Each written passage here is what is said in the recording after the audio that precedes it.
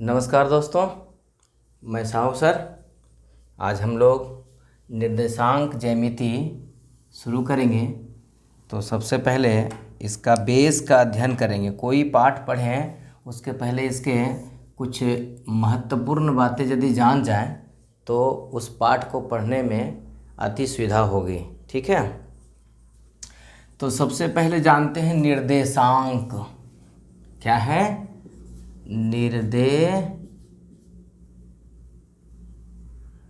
निर्देशांक तरह से इसको तोड़ते हम लोग। निर्देशांक का मतलब क्या हुआ? निर्देशित करने वाला अंक, माने वो एक संख्या है जो किसी बिंदु को क्या करता है, निर्देशित करता है। ठीक है, यानी इसका मतलब क्या हुआ? निर्देशित करने वाला अंक, निर्देशित करने वाला अंक। अंक माने संख्या, वो किसी बिंदु को क्या करेगा, रिप्रेजेंट करेगा। बिंदु है ना, बिंदु का। ठीक है, तो चलिए हम लोग जानते हैं। सबसे पहले हम लोग ग्राफ पेपर जो है से पढ़ चुके हैं, तो इसको ध्यान में रखिए। संख्या रेखा आप लोग पढ़े हैं। संख्या रेखा का एक पॉइंट को हम यहाँ देख रहे हैं। चलिए इसको बांट देते हैं इस तरह से। ठीक है, ये क्या है? ये है क्षैतिज रेखा, क्षैतिज रेखा। ठीक है, और ये क्या है? ऊर्ध्वाधर, ऊर्ध्वाधर रेखा। ठीक है,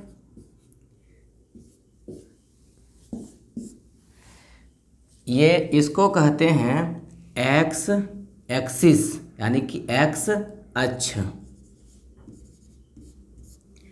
इसको कहते हैं माइनस, यदि इधर प्लस है तो इधर क्या हो गया, माइनस एक्स एक्सिस, यानी कि एक्स अक्ष। इधर है वाई एक्सिस, यानी कि वाई अक्ष, और इधर होगा माइनस वाई अक्ष। इस तरह से क्या देख रहे हैं कि क्षैतिज रेखा और ऊर्ध्वाधर रेखा, दोनों रेखाएं एक दूसरे को जहाँ काटती हैं उसको कहते हैं मूल बिंदु। ये क्या है? मूल बिंदु है, मूल बिंदु। ठीक है, तो यहाँ होता है मान शून्य। क्या होता है मान? मूल बिंदु पर क्या होता है? शून्य होता है। यहाँ से जब इधर आगे बढ़ेंगे तो क्या होगा? संख्या रेखा को याद कीजिए, ज़रा सा कल्पना कीजिए। ये संख्या रेखा है, ये जीरो के बाद इधर जब जाएंगे तो क्या होगा? धनात्मक होगा। 1 2 3 4 5 6 7, इस तरह से आगे बढ़ता चला जाएगा। ठीक है, लेकिन जब इसके जीरो के इधर आएंगे तो क्या होगा? ये ऋणात्मक होगा। ये क्या होगा? ऋणात्मक, यानी कि -1 -2 -3 -4 -5, इस तरह से अप टू चलता जाएगा। ठीक है, तो क्या देख रहे हैं? इधर जो है से इस रेखा पर जो संख्याएं हैं वो क्या है, कैसी हैं? धनात्मक। क्या है? धनात्मक संख्याएं हैं। लेकिन जब इधर आते हैं तो वो संख्याएं कैसी हैं? ऋणात्मक। ठीक है, चलिए अब इसी रेखा को कल्पना कीजिए कि हमने उठा के ऐसे डाल दिया है, यानी कि इसको ऐसे घुमा दिया, ऐसे घुमा दिया है। ठीक है, तो देखिए तो ये पॉजिटिव भाग इधर आ गया है कि नहीं, और ये वाला घसक कर इधर आ गया, यानी निगेटिव भाग। ये क्या है? पॉजिटिव है, और ये क्या है? निगेटिव है, यानी कि ये जो है से धनात्मक है। धनात्मक, ये रेखा धनात्मक है, और ये रेखा जो है से क्या है? ऋणात्मक है, ऋणात्मक। ठीक है, इसमें भी मान इंडिकेट कीजिए। 1 2 3 4 5 6 7 8, इसी तरह चलता जाएगा। ठीक है, लेकिन जब शून्य के इधर आएंगे तो ये क्या होगा, ऋणात्मक होगा। यानी कि यहाँ क्या हो जाएगा, -1, -2, -3, -4, -5, -6, -7, -8, इस तरह से चलता जाएगा, आगे बढ़ता चला जाएगा। तब बढ़िया से इसको फिर एक बार देखते हैं। ये क्या है, रेखा क्या है, यहाँ से धनात्मक है। धनात्मक को हम लाल वाला से इंडिकेट करते हैं, लाल भी डाल दिए, ठीक है। ये धनात्मक है और ये भी क्या है, धनात्मक है, ठीक है। और ये ऋणात्मक है, ये ऋणात्मक है, ठीक है। तो चलिए हम जब इस एरिया को देखते हैं, इस भाग को देखते हैं, तो इधर भी क्या है, ये धनात्मक है और इधर भी क्या है, ये भी धनात्मक है। यानी कि ये भी धनात्मक इधर से और इधर से भी धनात्मक। इसको 4 हिस्सा में बांटे हुए हैं, जरा सा बढ़िया से देखिए तो 4 भाग में बट गया है, 1 भाग, 2 भाग, 3 भाग, 4 भाग। इसीलिए इसका नाम पड़ गया चतुर्थांश। चतुर्थ अंश का मतलब चौथा हिस्सा, यानी कि एक पूरा एक हिस्सा, ये जो है से क्या है, पूरे का चौथा हिस्सा है। ये क्या है, ये भी पूरे का चौथा हिस्सा है, ये भी पूरे का चौथा हिस्सा है और ये भी पूरे का चौथा हिस्सा है। तो इसका क्या कहेंगे हम, चतुर्थांश। चतुर्थांश, ठीक है। ये भी चतुर्थांश है, ये भी चतुर्थांश है, ये भी चतुर्थांश है,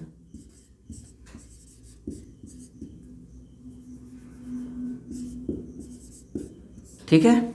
लेकिन किसको हम पहला चतुर्थांश कहते हैं, इसको जानेंगे। तो अभी हमने क्या देखा कि ये प्लस है और ये भी प्लस है, तो इसका जो मान आएगा इस एरिया में, जो भी मान होगा वो दोनों प्लस होगा। यानी कि x और ये y का, ये दोनों क्या कर रहा है, x y को निर्देशित कर रहा है, ठीक है। और इधर भी जब हम x y लेंगे तो x y है, लेकिन ये किसको कर रहा है, देखिए ज़रा सा बढ़िया से देखते हैं। x पहले लिखा जाता है, तो ये लाइन कैसा है, x जो क्या है, ऋणात्मक है। यानी कि जब मान x का ऋणात्मक हो, माइनस में हो, और y का मान देख रहे हैं ये क्या है, धनात्मक है, तो y का मान क्या हो गया, धनात्मक। यानी कि x और y का मान जब एक x का मान ऋणात्मक और y का मान धनात्मक हो, तो ये हो जाता है दूसरा चतुर्थांश में, ये पहला चतुर्थांश है, ठीक है। अब तीसरा चतुर्थांश जो है से ये वाला है। अब हम लोग देखते हैं, पहले x का मान होता है, x का और तब y का। तो x का मान देख रहे हैं कैसा है, इस लाइन से बना हुआ एरिया जो बना हुआ है वो किससे बना हुआ है, इस लाइन से और इस लाइन से। ये लाइन कैसा है, ऋणात्मक, यानी कि x का मान ऋणात्मक है। और ये लाइन कैसा है, ये भी ऋणात्मक है, यानी कि y भी कैसा है, ऋणात्मक है। यानी कि यदि दोनों का मान ऋणात्मक हो, यानी कि x और y का, तो किस चतुर्थांश में होगा, प्रश्न आएगा आगे, तो किस चतुर्थांश में होगा, तृतीय चतुर्थांश में। तीसरा भाग है। चौथा भाग हमारा क्या है, ये है, ठीक है। अब ये एरिया जो है से जो बन रहा है वो कौन कौन सा लाइन से बन रहा है, तो सबसे पहले देखिए x को पहले लिखते हैं, x और ये y, ठीक है। तो x कैसा है, ये लाइन कैसा है, देखिए क्या लिखा हुआ, धनात्मक, यानी कि x का मान जब पॉजिटिव हो। लेकिन y कैसा है, y का नेचर कैसा है, ऋणात्मक है, तो y का मान क्या हो, ऋणात्मक हो। तो किस चतुर्थांश में रखा जाएगा, चौथा चतुर्थांश में। तो प्रश्न आएगा, ध्यान रखना होगा ये माइनस प्लस को, और माइनस प्लस को ध्यान रखने के लिए एकदम बिल्कुल आसान सा तरीका है, वो क्या है, इस रेखा को याद कर लीजिए, समझना है। ये क्या है, धनात्मक, ये क्या है, धनात्मक, ये दोनों धनात्मक से बना हुआ है, तो ये एरिया बना हुआ है। अब इसको देखते हैं, इस भाग को, ये क्या है, ऋणात्मक, ये एरिया जो है से बना हुआ है ऋणात्मक और ये धनात्मक से, तो क्या है, माइनस और प्लस, ठीक है। अब इस एरिया को जब देख रहे हैं तो क्या देख रहे हैं, इसका लाइन ये जो है से क्या है, ऋणात्मक है, और इसका भी लाइन क्या है, ऋणात्मक है। इस एरिया में देख रहे हैं, इसी प्रकार देख रहे हैं और समझ गए। जिस भाग में रहेगा, जैसे निर्देशित करने के लिए रहेगा, कभी कभी उस पॉइंट से बिंदु उठाना रहेगा, तो इस तरह से इसको पढ़ करके हम लोग उठा लेंगे। ठीक है, थोड़ा सा और हम लोग कुछ बात को जानते हैं। एक्स निर्देशांक, एक्स निर्देशांक को क्या कहते हैं? भुज कहते हैं। और वाई निर्देशांक को क्या कहते हैं? कोटि। ठीक है, चलिए प्रश्नावली की ओर चलते हैं। प्रश्नावली है 3.2। ठीक है, तो क्या कहता है क्वेश्चन कि निम्नलिखित प्रश्नों में से प्रत्येक प्रश्न का उत्तर दीजिए। हमारे पास 3 क्वेश्चन है, पहला, दूसरा और तीसरा। तो एक एक को समझ करके हम लोग उत्तर देंगे बारी बारी से। कार्तीय तल में, ठीक है, किसी बिंदु की स्थिति निर्धारित करने वाली क्षैतिज, क्या है? क्षैतिज और ऊर्ध्वाधर रेखाओं के क्या नाम है? ठीक है, तो उत्तर हम लोग लिखेंगे। क्या बोले? क्षैतिज। तो क्षैतिज क्या है? ये पड़ा हुआ रेखा को कहते हैं क्षैतिज। ये क्षैतिज है, यहाँ से लेकर वहाँ तक ये सब क्षैतिज ही कहलाएगा। तो ये कौन सा अक्ष है? एक्स अक्ष है, इसलिए उत्तर हो गया क्षैतिज का एक्स अक्ष। ठीक है, अब क्या है? ऊर्ध्वाधर, ऊर्ध्वाधर। तो ऊर्ध्वाधर क्या है? ये वाला है रेखा, इस रेखा को कहते हैं ऊर्ध्वाधर। तो इसको कहते हैं क्या? वाई अक्ष, वाई अक्ष। ठीक है, बिल्कुल आसान था। कह रहा इन दो रेखाओं से बने तल के प्रत्येक भाग का नाम बताइए। उत्तर होगा आपका, क्या कह रहा? इन दो रेखाओं से। किन रेखाओं से? यानी कि क्षैतिज रेखा से और ऊर्ध्वाधर रेखा से जो भाग बनता है, इस भाग को क्या कहते हैं? क्या कहते हैं? चतुर्थांश कहते हैं। इसका उत्तर क्या होगा? चतुर्थांश। प्रत्येक भाग को क्या कहते हैं? चतुर्थांश। ठीक है, तीसरा प्रश्न है आपका कि उस बिंदु का नाम बताइए। किस बिंदु का? जहाँ ये दो रेखाएं प्रतिच्छेद होती हैं, यानी कि जहाँ क्षैतिज रेखा और ऊर्ध्वाधर रेखा एक दूसरे को क्या करती है? प्रतिच्छेद करती है, यानी काटती है। तो कहाँ काटती है? देखिए, ये रेखा जा रहे हैं और इधर से ये रेखा आ रही है, तो कहाँ मिलती है? एक दूसरे को मिलती है कहाँ? ओ पर मिलती है। इस बिंदु को क्या कहते हैं? मूल बिंदु। क्या कहते हैं? तो उत्तर होगा आपका मूल बिंदु। दूसरा प्रश्न है कि आकृति देख करके निम्न का उत्तर देना है। यानी यहाँ क्वेश्चन है और आपका क्या है? यहाँ ये आकृति दिया हुआ है। ठीक है, तो इस आकृति को अध्ययन करते हुए इसका उत्तर देना है।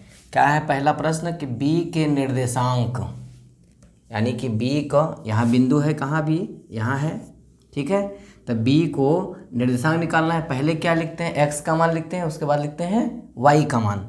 तो चलिए बी के सामने एक्स में आइए, यहाँ आ रहा है, यानी कितना है? -5। तो क्या होगा?